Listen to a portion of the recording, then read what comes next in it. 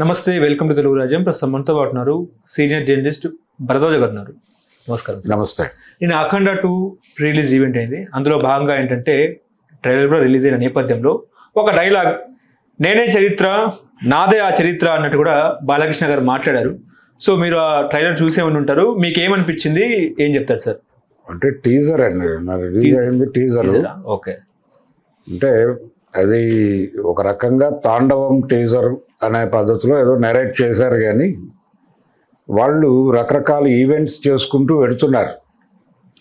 Song release అన్నారు ఒకసారి, అలాగే ట్రైలర్ రిలీజ్ పెట్టారు, ఇప్పుడు టీజర్ రిలీజ్ పెట్టారు. ఇలా 5వ తారీఖు వరకు జనాల మూడ్ని టువర్డ్స్ ఆ మూవీ ఉంచటం కోసం ఈ ప్రీ రిలీజ్ ఈవెంట్స్ చేస్తున్నారు. ఇంకో 2 ఈవెంట్లు జరిగే అవకాశాలు ఉన్నాయి ఆల్రెడీ. అంటే వాళ్ళు ఒరిజినల్ ప్లానింగ్ ప్రకారం వారణాసిలో కూడా ఒక ఈవెంట్ చేయాలని అనుకున్నారు, కానీ అది ఉంటుందా ఉండదా అనేది కన్ఫ్యూజను.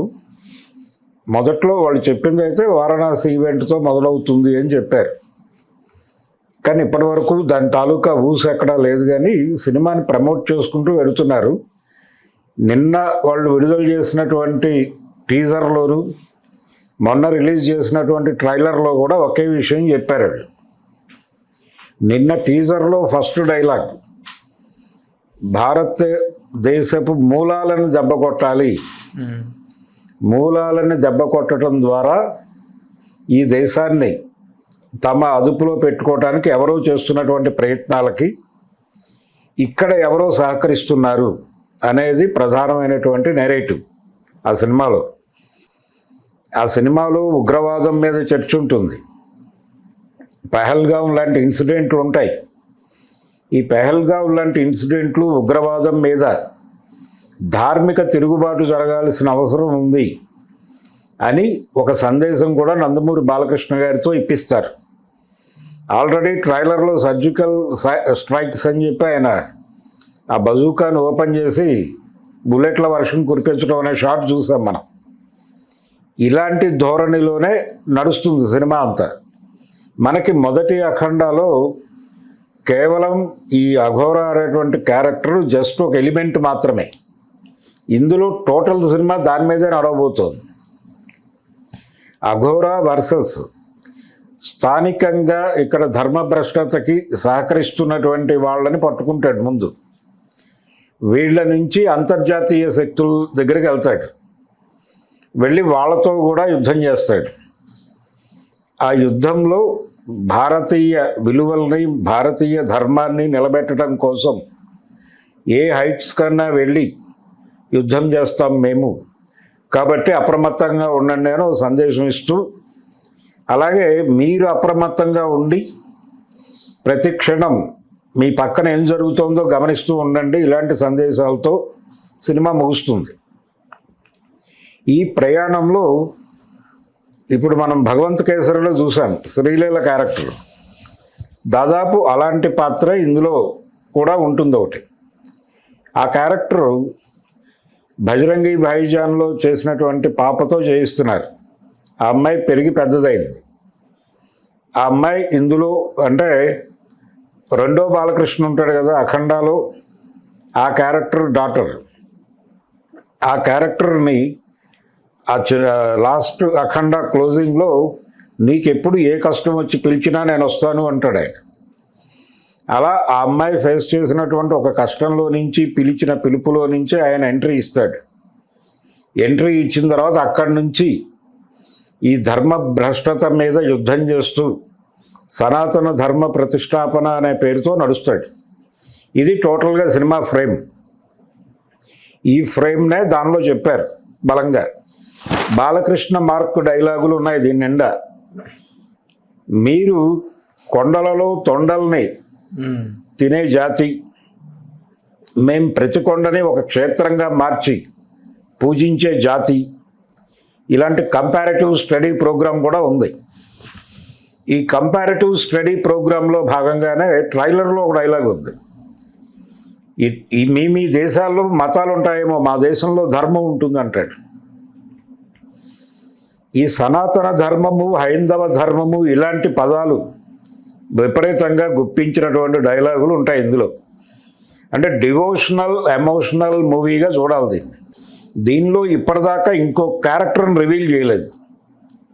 లాస్ట్ టైం వచ్చినటువంటి ట్రైలర్లో ఇంకో బాలకృష్ణ ఉంటాడు, ఆయన కూడా ఎమోషనల్ ప్లెయిన్లోనే ఉంటాడు అనేది చూపించారు. అలాగే ఇప్పటివరకు రిలీజ్ అయినటువంటి బయటకు వచ్చినటువంటి సాంగ్స్ అన్నీ కూడా టోటల్గా దాదాపుగా శివ స్తోత్రాలుగానే ఉన్నాయి. మేబీ 1-2 సాంగ్స్ ఉండే ఛాన్స్ ఉంది. అవి ఇంకా పూర్తి స్థాయిలో మార్కెట్లోకి పంపు చేయలేదు, వాళ్ళు హోల్డ్ చేశారు. సో స్టెప్పులు వ్యవహారం కూడా ఉంటుంది బాలకృష్ణది. అది లిమిటెడ్ ఏరియా. మొత్తం సినిమా అంతా ఇదే లైన్లో నడుస్తుంది. ఎందుకు ఈ లైన్లో నడుపుతున్నారు అంటే బోయపాటి గారి టార్గెట్ పాన్ ఇండియా మార్కెట్.